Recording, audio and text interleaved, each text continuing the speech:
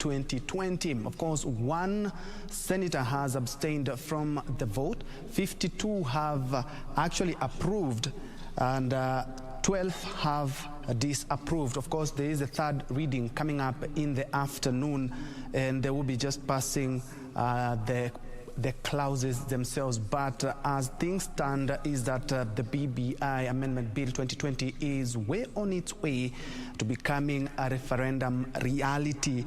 You do remember that it was passed without amendments after the Senate Speaker, Kenneth Lusaka, actually threw the amendments out, of course, which had brought a lot of divisions in the chambers.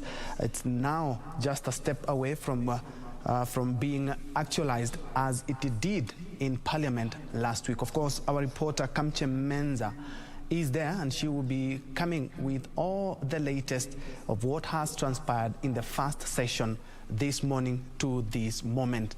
My name is Ben Troy Njue. Welcome, and Anne Wangeshi will be helping us with the sign language interpretation. Let's make this interactive on all our social media platform at Ben Troy Njue, at KBC Channel 1, and of course on Facebook, on Twitter, and also on YouTube. You can leave your comment, suggestion, or even where you are watching us from. But that aside, let's head straight to the news, where residents of Garissa County have been urged to strictly adhere to the COVID-19 safety measures in all prayer grounds during the Eid ul-Fitr celebrations to avoid a surge in cases. Health CEC Robles Nuno ordered Eid celebrations prayers to be held in open grounds and in compliance with containment measures put in place by the Ministry of Health. Garissa County CEC in charge of health, Roble Nuno, is warning Muslim faithful against flouting Ministry of Health COVID-19 prevention protocols as they prepare to end the holy month of Ramadan. The maintenance of 1.5 to 2 meters distance to be marked with immediate effect on all the grounds. All ablution blocks shall remain closed. At a press briefing, Nuno said the faithful should only be at prayer venues, which should be open grounds for 2 hours, and instructed children under 13 years of age and elderly aged 58 and above to remain at home. Children below 13 years and elderly above 58, especially those with underlying health conditions, shall not be allowed in the prayer grounds and mosques. Individuals should come to the prayer grounds or mosque with their own prayer mats. Sheikh Hassan Ame, who represented the imams and other stakeholders, emphasized on the importance of social distancing, washing hands, sanitizing and wearing of face masks. Serikali pia watatusaidia. Askari tunataka, hasa askari wa traffics tunataka watusaidie kabla watu hata hawajaingia, pamoja na askari ya county government yote watusaidie kabla watu hawaja kuja hizo area, wahakikishiwe kama wameshatimiza hizo masharti. Muslim faithful will celebrate Eid ul-Fitr this Friday, a religious holiday marking the end of the month-long dawn to sunset fasting of Ramadan. And now to the just released KCSE results. Celebrations for top performance in the just released KCSE results continued in the second day running. Students, teachers and parents expressing their gratitude over the results. Ruth Wamboy takes a look at celebrations galore in different counties.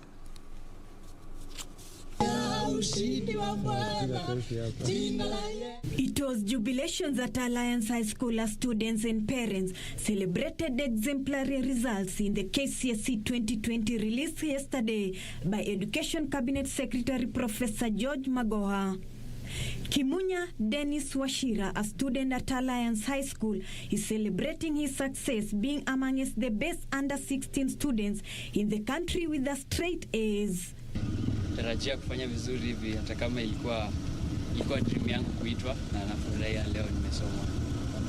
Gisheru 17, who topped in Northeastern region in the 2016 KCPE examinations, was among the top 100 performers in Alliance High School. That no matter what, I had to pass in my examination so that I can get that good course that I'm going to do in the university. And at Edinburgh schools in Muranga, teachers joined the students to celebrate an improvement from the last year's average mean grade of 7.8 to 8.02. I've gotten the KCSE results. I intended to medicine. Our performance in the 2020 KCSE. We have been able to present 18 candidates in our boys' school and 16 candidates in our girls' school. And in Narok County, celebratory mood filled the air despite the county being ranked high with teenage pregnancies. Efforts, it was a teamwork as an ANESTA group of schools, especially for East and for C. So at St. Mary's Stephen Secondary School, the school recorded a mean grade of 6.67, up from 6.2 in the previous year.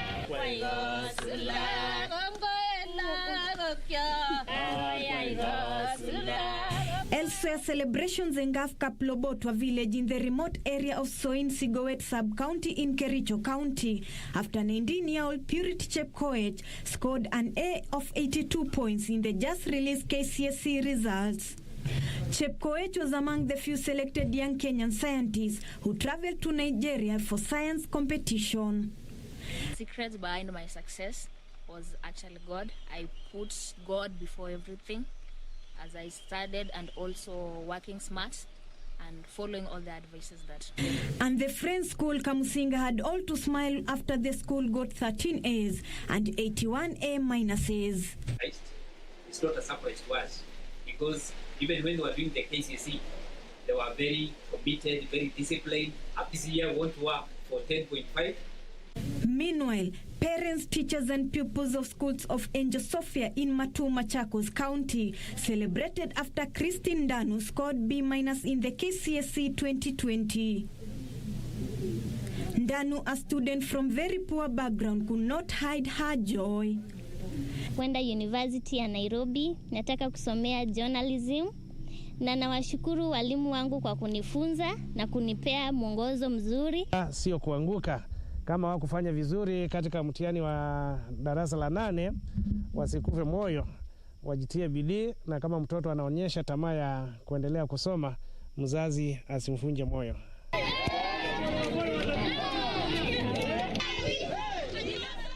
In Nairobi, Glorious Secondary School in Embakasi South at Mukuru Kwanjenga celebrated a good performance by the class of 2020.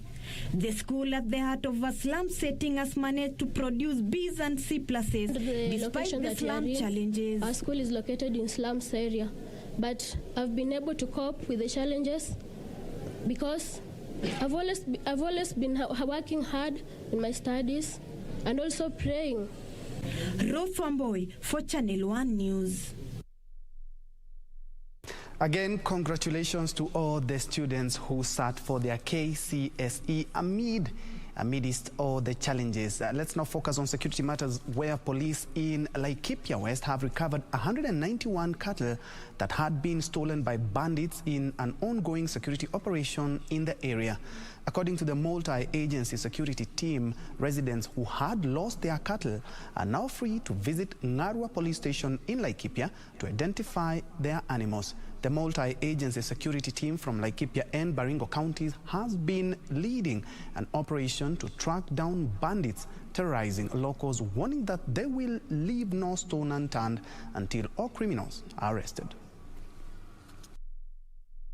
Laikipia West are thankful to the government for initiating a search for at least 191 cattle that were allegedly stolen by bandits. Tunashukuru sana serikali ikiongozwa na County Commander Laikipia na timu yake ya operation, sababu ya ushirikiano mzuri kwenda kutoa ng'ombe huko, kuleta Laikipia ranch, kuleta baka huko kwa wananchi. Hapana kazi rahisi. Ile kitu tuko nayo ni kurudisha shukrani mingi kwa serikali kwa kulingana na vile inatufanyia kazi, sababu bereni tulikuwa naangalia tukaona serikali hakuna kitu inatufanyia, sababu ni leo tunaona serikali imeletwa sehemu hii, inaletwa sehemu ile nyingine, lakini hakuna kitu ilikuwa nafanyika. A number of locals would arrive at the Ngarua police station following a call by the multi-agency team that has been leading recovery operations in the area. Na leo tumekuja kutabua ng'ombe zetu ambazo zilikuwa zimeibiwa 2017 kuja mbele na watu wameziona, wengine tumeziona. Naona kama watu wengi sana wametabua ng'ombe zao. Tuko na ng'ombe 191 ambayo tumenyang'anya mikora, ingawa walipoona polisi walitoroka wakaenda na tukachukua hizo ng'ombe. Tuko nazo. Eunice Mumbi's confidence in the justice system is restored after she found her lost cattle. Nina furaha kwa maana mimi naona ng'ombe yangu hapa kwa police station. Kwetu ni Kamweje location. Huko juu pale mnasikia iko maneno vita mingi kila siku sisi hapana lalaga. Lakini kama siku hizi hii askari malikuja tunalala. Laikipia County Police Commander Maxwell Nyaema reassuring residents in the region that the government will not rest until all bandits terrorizing locals are arrested. Hiyo yote tutamalizana nayo, na hii Marita Agent Operation itaendelea mpaka tuhakikishe tumetoa bunduki zote na mikora yote msituni. Last month, Kenyan security personnel launched an operation against bandits in the northwestern counties of Baringo, Laikipia and Turkana that are inhabited by pastoralists. Purity Museo, Channel 1 News. Elsewhere, Ethics and Anti-Corruption Commission Chief Executive Officer Twalib Mbarak is accusing a section of men in the coastal region of abdicating their role as heads of household, leading to high illiteracy levels. Mbarak says low education standards have caused an increase in cases of drug and substance abuse among youth who drop out of school due to family breakups. Speaking in Malindi during the annual Iftar dinner and fundraising organized by Malindi Education Development Association, Ethics and Anti-Corruption Commission Chief Executive Officer Twalib Mbarak said parenting has collapsed in the coastal region as women are bringing up children alone, whether they are divorced or not.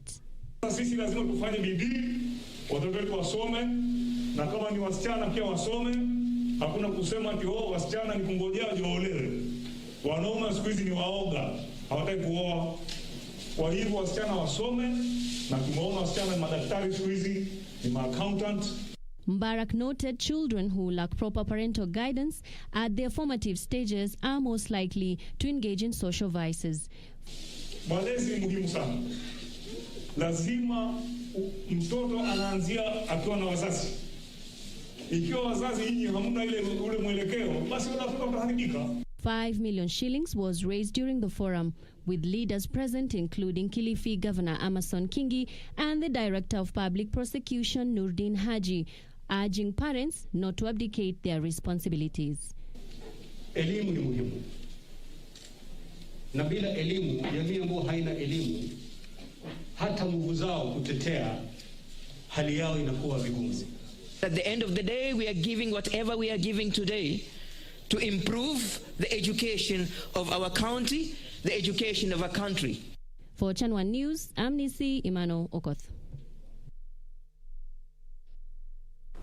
And as the KCSE results celebrations continue to rent the air, we are now joined by our reporter Ruth Wamboi, who is in the streets of Nairobi to have a feel of how the KCSE examination results have been received. Over to you, Ruth.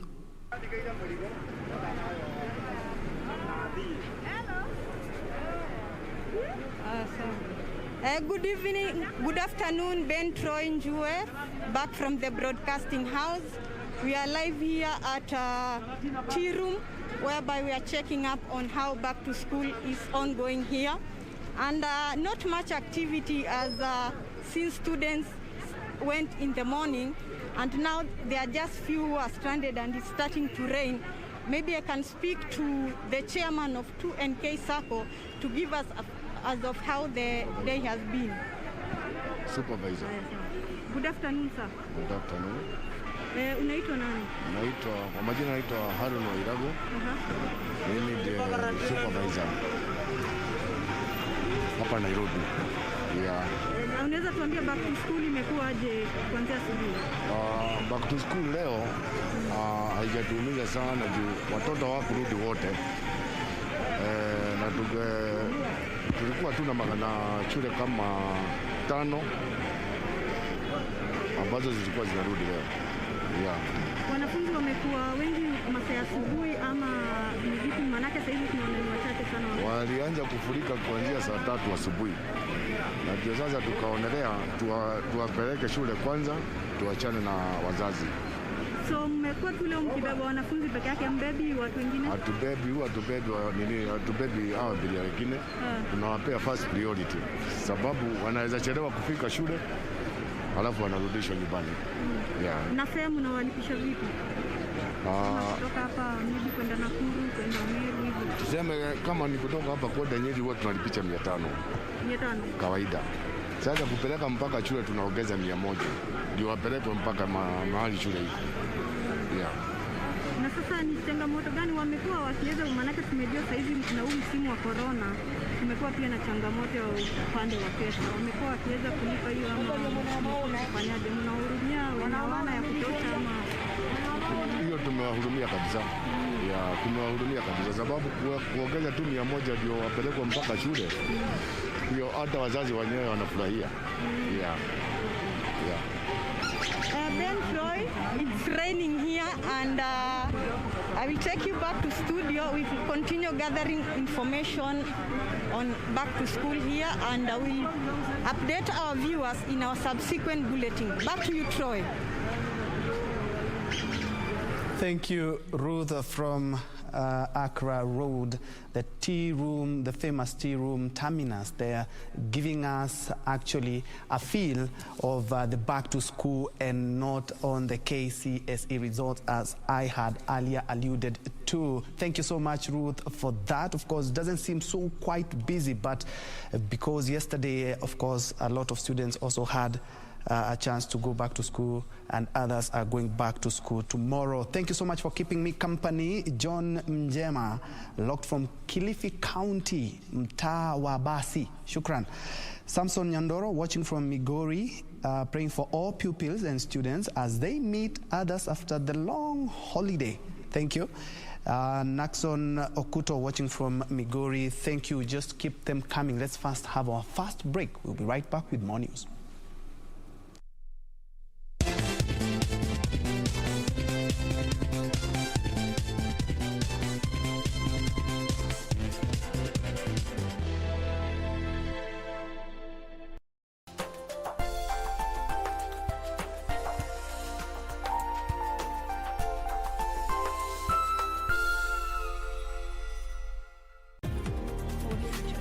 Did you know you can pay your premiums from the comfort of your home using mobile money and online platforms? Avoid cash payments to prevent spread of COVID-19. Stay safe, stay home, save lives. Now you know. IRA, promoting insurance, protecting the insured. Je, umeomoka? Kama hujaomoka kwenye QuickBin ndio mambo yote. Hapa tuko na fridge, kodi yake ni CM. Tuko na gas cooker, kodi yake ni CK. Tuko na TV, kodi yake ni TV. Tuko na simu aina ya Samsung ni SM ama Oppo ni Oppo. My friend, mahali popote unanitizama, eka hizo kodi zake kisha utume kwa 4032353. 4032353. Alafu utakuwa unaomoka na hizi bidhaa. Kumbuka kwenye QuickBin ni bidhaa bora zaidi kwa bei ya chini kwa chini. Tonight on KBC Channel 1. Not interested in Horacio, but I think you're right. I'll make it clear. The only thing that I regret is that Jose will never know you're his father, and that Constanza's his stepsister. Constanza! Open up, Constanza, let's talk! No, Salvador. We already talked about this, didn't we? Please stop insisting what you want. Max, I'm going to have a baby. And you're its father.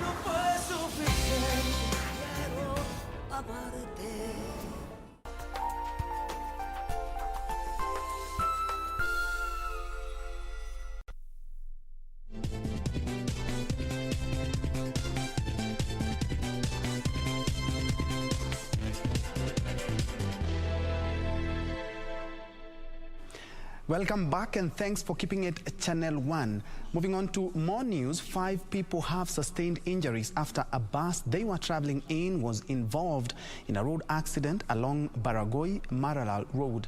The bus with 23 passengers on board and overloaded with luggage veered off the slippery road and overturned, injuring the 5. The injured are admitted at the Maralal Referral Hospital and are all out of danger. Area Police Sub-County Commander Sylvester Rotich, while confirming the incident, cautioned road users to be extra careful during the rainy season that may render roads quite slippery.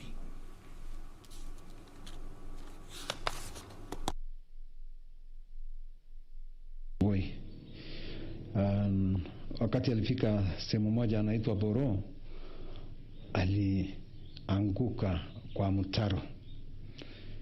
Kwa hiyo wakati hiyo ni watu 5 walipata majeraha, wakapelekwa hospitali ya Samburu Referral Hospital. 3 wakatibiwa na kawachilia waende nyumbani.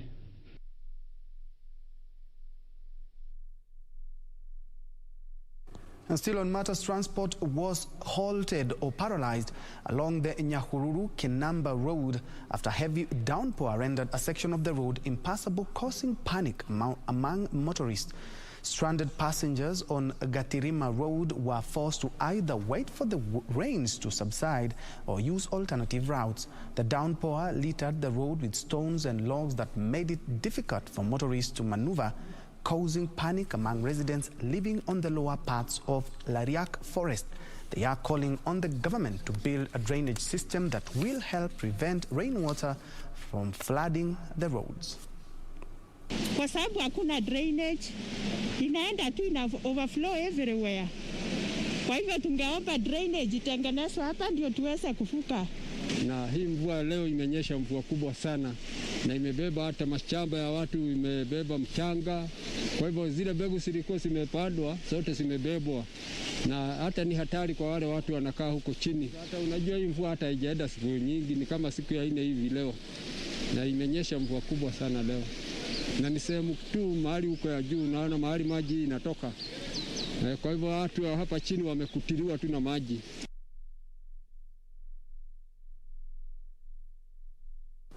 Moving on, Taita Taveta County Government has launched the National Hospital Insurance Fund biometric registration targeting 13,500 households. Taita Taveta Deputy Governor Majala Mlagui, who led the exercise, said the move was aimed at improving access to affordable health care. Speaking during the exercise at Bura Health Center, Mulagui said that the registration would also curb fraud and abuse at all service delivery levels and ease identification of beneficiaries. Residents were advised to register their details with government hospitals for ease access to NHIF services.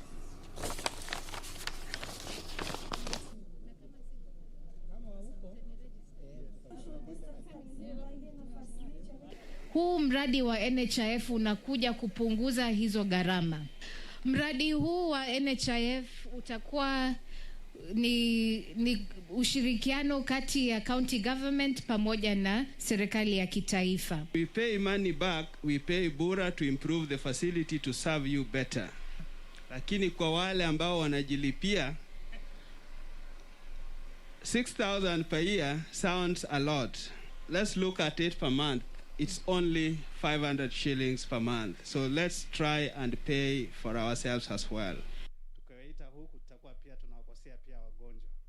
And tea farmers in Nyanduma Tea Zone in Kiambu County are demanding a repeat of polls held last Saturday to pick directors of Kagwe Tea Factory, claiming one of the 7 elected was rigged in.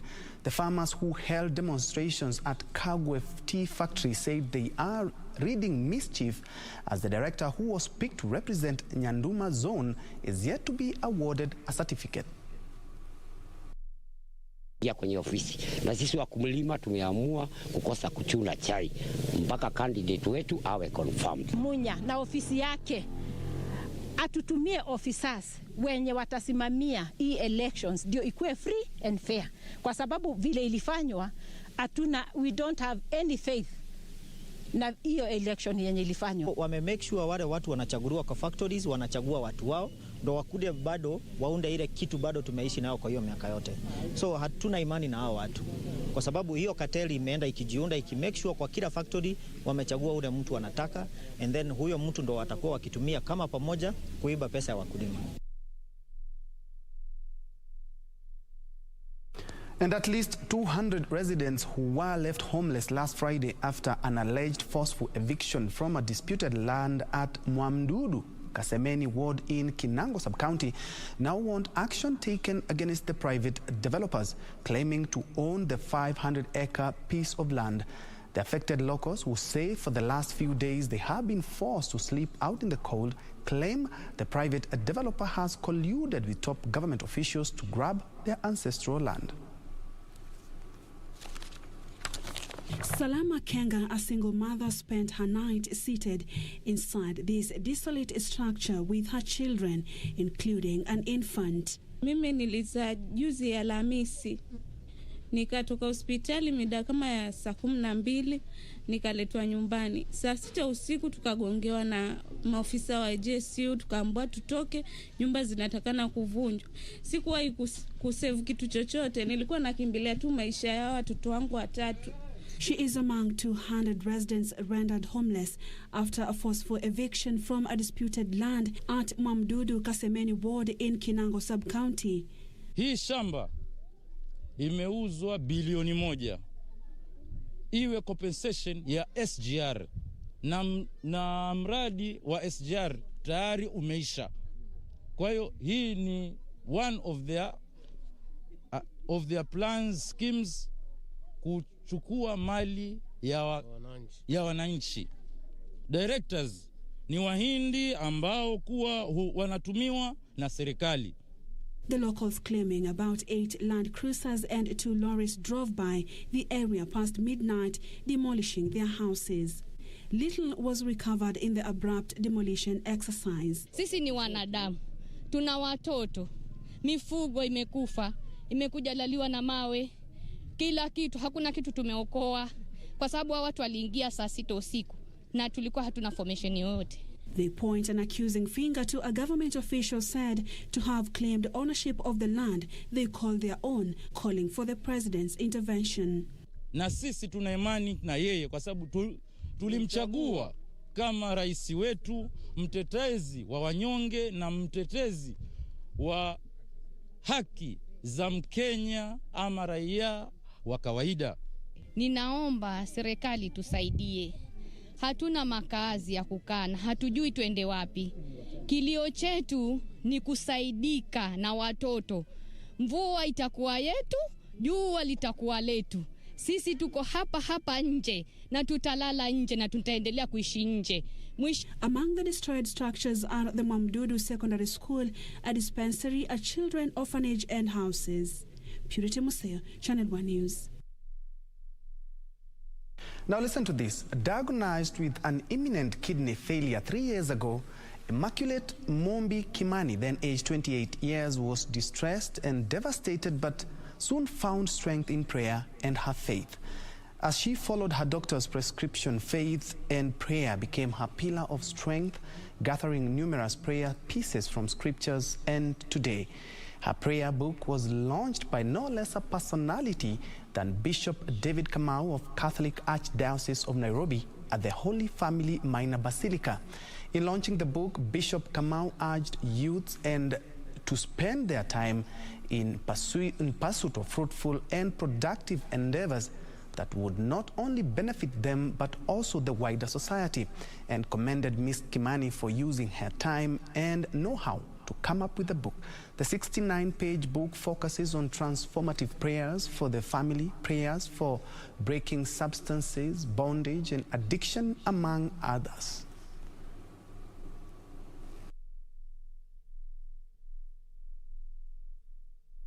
Lots of people ask what inspired me. I remember the time I was grieving with my kidney. There are most prayers which I used to pray here, and they really helped me. And I was able to overcome the challenges I was in. This book will help you to gain confidence and strength to overcome all the challenges and difficulties difficulties you are in. Kwanza amechukua sala katika vitabu mbalimbali, na hasa sala inahusu maisha ya binadamu. Kwa hivyo amechukua sala kutoka mbalimbali, alafu akaweka na njia yake, na ametumia Biblia, Zaburi, Injili, zote zinapatikana katika Biblia.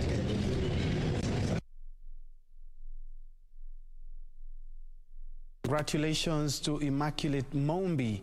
Well, further afield, the World Health Organization has classified the coronavirus variant first found in India last year as a variant of global concern.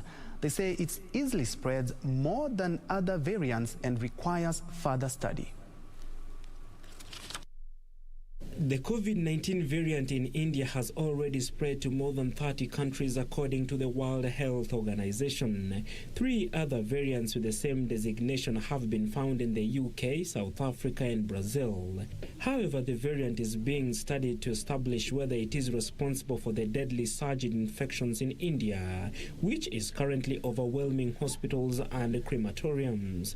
India reported 366,161 new infections and 3,754 deaths on Monday, and 11 COVID patients died overnight in the city of Tirupati after an oxygen tanker supplying the hospital was delayed. In other news, China has the slowest population growth in decades, according to a census conducted in late 2020. The average annual growth rate was 0.53% over the past 10 years, down from a rate of 0.57% between 2000 and 2010, bringing the population to 1.41 billion. The results add pressure on Beijing to boost measures for couples to have more babies and avert a population decline. Meanwhile, countries worldwide have appealed for calm after days of unrest spiraled into retaliatory attacks by Israel and Palestinians. The US, the European Union, and the UK have urged Israel and the Palestinians to lower tensions as soon as possible. The violence escalated on Monday night after Palestinian militants fired rockets towards Jerusalem. In response, the Israeli military launching airstrikes against militant targets in the Gaza Strip. Palestinian health officials in Gaza say 22 people, including 9 children, had died in the strikes, and in Israel, at least 15 members of the Hamas group that rules Gaza were killed.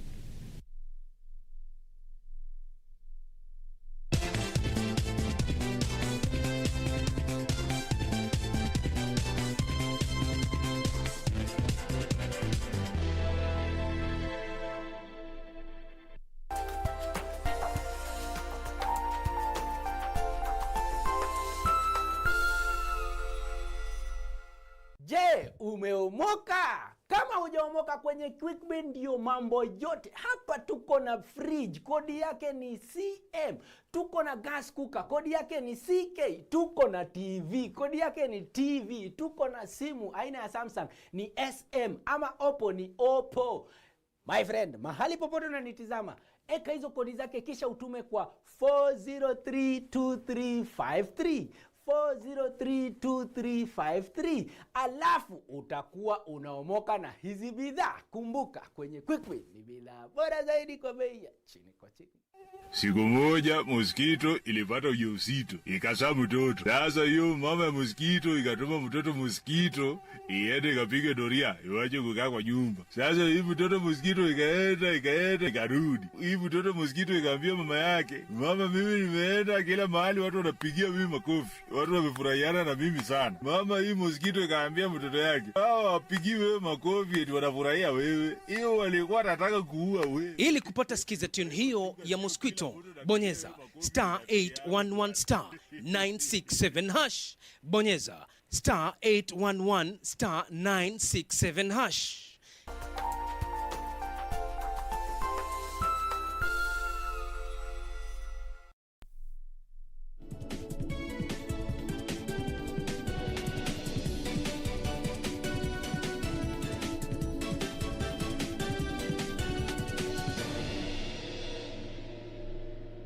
Let's now make sense of shillings and cents. We begin at the Konza Techno City, where 4 startups have been given the green light to offer pilot technology services at the Konza City Technopolis.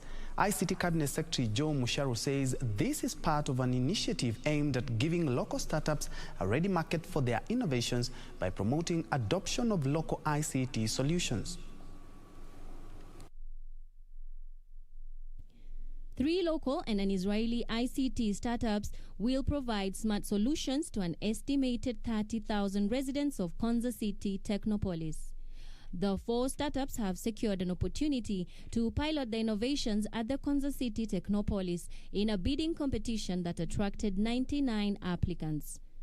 Personal Watchguard, Ikral Hub and HPAS local ICT startups will pilot the innovations on intelligent asset management, smart parking management, and access management, respectively. On the other hand, Israeli Stepia Assistive Accessibility Technology will offer its services on traffic management. Israel's innovation and startup ecosystem is quite advanced and has many lessons for us here in Kenya, and partnerships that can enable many things. ICT Cabinet Secretary Joe Musharu says piloting of the smart services is part of the government initiative of promoting local ICT content uptake, adding that if successful, the services will be rolled out in other parts of the country. It gives me confidence that our efforts as a nation towards nurturing our innovation, aptitude, and developing and adopting homegrown solutions is bearing fruit.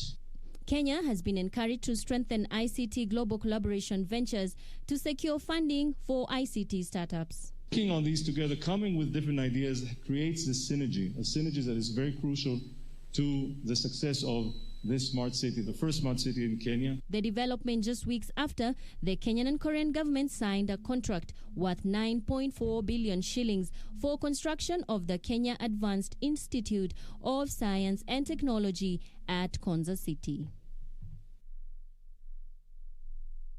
Elsewhere, residents of Nairobi and its environs can now seek medical services from the comfort of their homes following the launch of a 21 in-network referral medical centers. Penda Health General Manager Kenya Marion Kago says telemedicine niche in Kenya is gaining traction, buoyed by innovation as well as the need for efficiency and convenience in delivery of medical services. Telemedicine leverages on technology to deliver healthcare to clients at a distance, and with the COVID-19 pandemic limiting movement, telemedicine might be the answer to improve efficiency and reduce healthcare delivery costs. Traveling long distances and spending hours in hospital queues might soon be a thing of the past. Residents of Nairobi and its environs will be among the pioneers following the launch of 21 in-network referral medicine centers. The referral center, located at Nairobi's Central Business District, will provide specialist services such as pediatric, gynecologist and dental consultations and advanced ultrasound diagnostics and laboratory tests. We do not work in isolation. We work together with the other 21 branches of Penda Medical Centers. And what usually happens is we have other clinicians from the different facilities referring complex cases to this branch. Our other outpatients facilities are able to, through technology, reach out to the CBD branch, this Kimathi Street Referral Center. They are able to tag in to the specialists we have here. Elsewhere, Equity Afya, an initiative under the Equity Group Foundation, has invested in modern technology to diagnose, treat and manage patient care. One of the facilities along Gong Road now incorporates the use of artificial intelligence, enabling an eye specialist to diagnose and interpret the overall vision of a client. The artificial intelligence capabilities will analyze multiple patient eye scans and patients' medical history, thus giving a diagnosis that has proven to be 99% accurate with the other manual visual acuity scans or tests. Equity Afya has so far opened 5 new medical centers in Nairobi, bringing the franchise's network to 41. Moving on, the East Africa community will set up a trade hotline in all EAC border points to provide traders with a platform to register their complaints and get prompt feedback. East Africa Community Secretary General Peter Mathuki says the platform is part of reforms aimed at harmonizing trade standards across the trading bloc and boosts the movement of goods and services. Intertrade within the East African community accounts for partly 15%, despite the economic bloc having a consumer base of 146 million people. The EAC Secretariat says there is need for creation of a communication platform to offer traders vital information on each member state's import requirements to reduce snarl-ups at border points.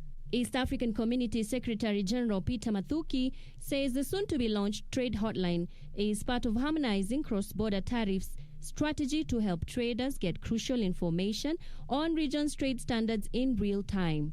So I've seen there's a lot of now goodwill that is happening, and we would want to give any support that is required as an East African community so that we can have intra-EAC trade increase. To support this, we have introduced what we call hotline.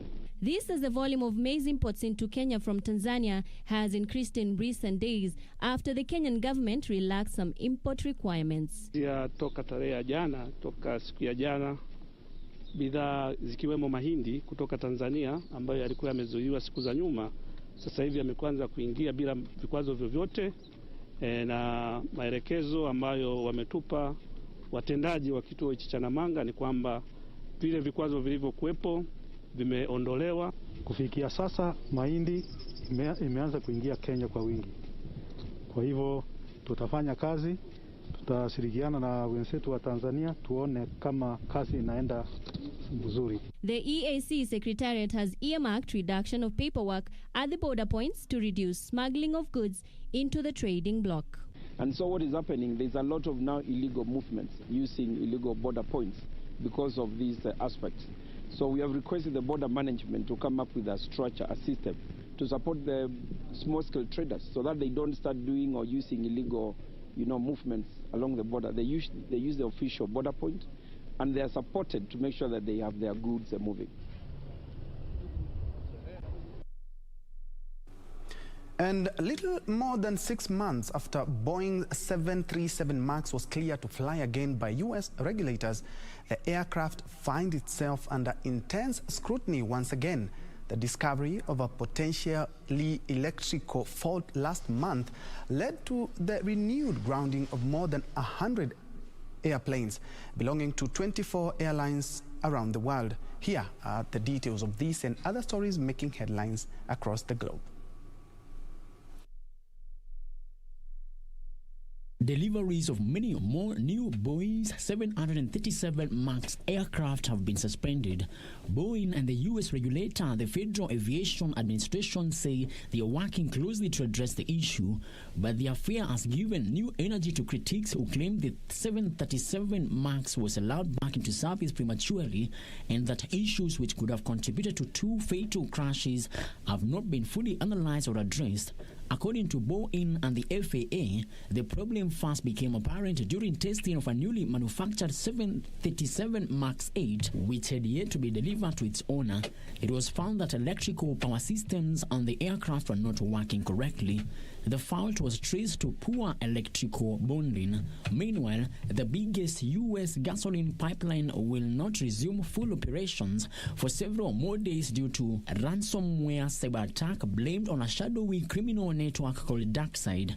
The attack on the Colonial Pipeline, which carries nearly half the fuel consumed along the U.S. East Coast, is one of the most disruptive digital ransom schemes ever reported. While the impact remains to be quantified, the pipeline shutdown will reduce fuel availability in the near term, push up prices, and force refiners to cut production because they have no way to ship the gas. The privately owned company says it is working on restarting in phases with the goal of substantially restoring operational service by the end of the week. Finally, Dell Technologies Chief Executive and Founder Michael Dell says a worldwide lack of semiconductors is proving a challenge for computer manufacturers, but the shortage is likely to persist for some years. A surge in demand for electronic devices coupled with U.S. sanctions against Chinese technology firms has caused the death of the chips, crimping output of items ranging from cars to computers and smartphones. With an annual order volume of $70 billion, the firm is one of the most important customers of many semiconductor makers, but still had to pay a premium to secure supply. He says older and cheaper semiconductors are hard to get hold of.